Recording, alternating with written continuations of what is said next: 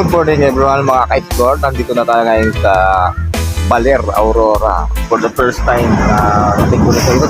Isa ito sa mga pangarap kong marating. Yan. O, yung dagat na malakas. Malakas pa lang ano ng dagat. Saka yung current niya na higog. Yan, pakita ko sa inyo yung view. Sa wakas. At narating ko na itong Baler, Aurora. Yan. Lakas ng agos.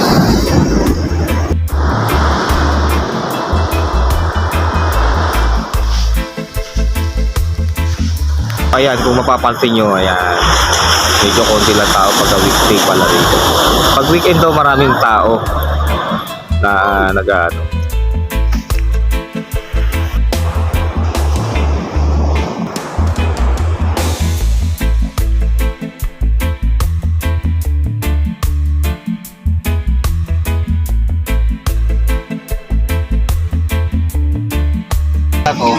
Siyempre di mawawala yung mga pasalubong pabalik ng Maynila. Kaya itong ano ni ate, yung kanyang bukayo, ayan.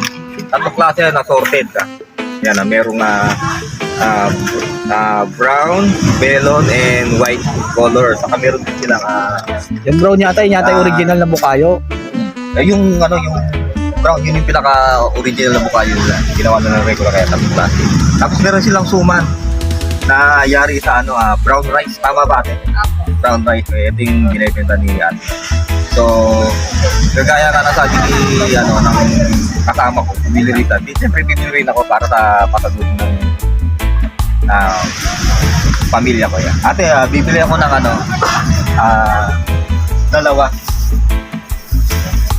Kita ka bukas. So, yun lang. Pag nagawi kayo, hanapin nyo si ate. Kaya pag-alaga lang siya lang dito sa postal. Yun lang po.